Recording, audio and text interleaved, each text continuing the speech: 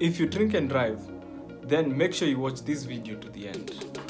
Welcome to Tribe Travel. In this channel, it's an info travel channel whereby we share all information about travel related stories. Welcome to my YouTube channel. Na kama huja hit the subscription button, please make sure you subscribe. Well, Nairobi Expressway has been completed recently and it has been opened. In fact, haijamaliza 1 month. But there's some hot information that I think you should know before you drive on Nairobi Expressway. Let's go.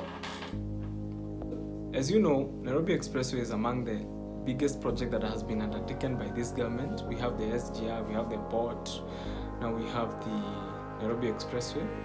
And it has been opened to the public and people have taken it with, some little excitement, hakuna ile kuhype. During the opening of SGR, everybody was all about SGR. But I don't know, it's because people are having to pay to use the SGR or I don't know. I just don't know. But anyway, twende kazi. When you're driving on Nairobi Expressway, they are highly discouraging the use of cash because people are getting to the toll machines and they have all manner of stories. You can imagine someone amecover distance ya 150 shillings na anataka kulipa na 1000 shillings.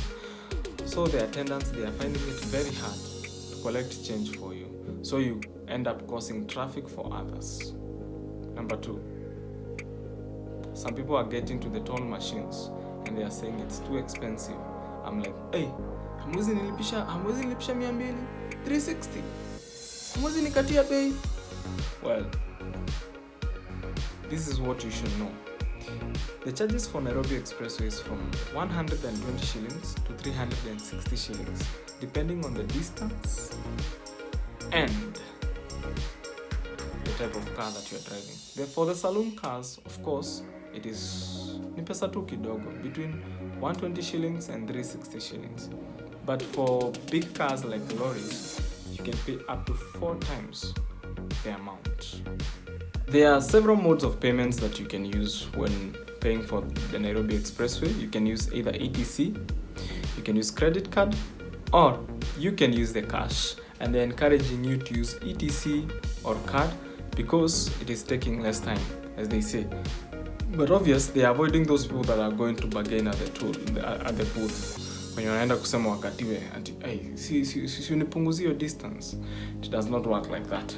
That is point number 1 to note. Well, the speed for Nairobi Expressway is up to 80 kilometers per hour. But as you know, we have Audi drivers, Subaru drivers, Mercedes drivers, and TX drivers. Luckily, we don't have Mirai drivers using that road. Otherwise, ingekuwa JKIA runway. You see, people are going to Jomo Kenyatta International Airport and they are using Expressway as the runway. You get the joke? Well, point number 2. Now we are going to point number 3. No picking and dropping of passengers along Nairobi Expressway, because the fine that will slap you when the traffic catch you. There's no beba. Basically, there's no beba. There's no dropping your friends ati unaambia beshte yako sishukia hapa hivi uteremke na stairs. By the way, there are no stairs, so the barabara iko juu, so it does not make sense for you to pick and drop passengers along Nairobi Expressway. Well, let's now go to the party ya walevi. If you like drinking in Westlands, unaishi at the river, then you are saying like, I will take my moti, then we chomoka here, within 5 minutes we're in at the river. My friend, listen to this. This will lead to exposing you to causing accidents along Nairobi Expressway. And those accidents, they come with a hefty fine. Like scratching the pavement. Ulikuwa unaenda tu kukumiss barabara uka scratch pavement. It will cost you 2,300 shillings. That is the least fine you can pay. Scratching the pavement. Other fines are crazy. You can imagine damaging the lights. in fact, the screens that are showing the distance, the screens that are showing the location, the screens that are showing the, kuna screens zimewekwa along Nairobi Expressway. And my friend, damaging that screen will cost you 8.8 million shillings. So you can imagine, you're driving your Subaru worth 700,000 Kenyan shillings. And umegongwa fine ya 8.8 million shillings. What will you do? Utauza gari? Utapay Nairobi Expressway gari? Just drive safely, man. Because you can imagine paying 10 times higher than the value of your car. Well, there are other crazy fines, like damaging the ticket machine. That will cost you 1.9 million shillings. Damaging the street light. It will cost you 260,000 shillings, depending with the type of the light. Yani kuna lights zingine zimeomoka. Yani hiyo ukigonga tu hivi, my friend, unaenda tu unajaza loan. And, gari yako ikikwama, in case your car kwamas along Nairobi Expressway, you must have fuel so that you don't kwama along Nairobi Expressway. You must always have fuel. Kwamaing on Nairobi Expressway will cost you between 4,000 shillings and 40,000 shillings to be towed. Unaonanga hizo zile ma pickups zinakujanga zinakutoa. Zitakuja zikuvute. But kufikisha ile side unaambiwa brother 4,000 shillings. Then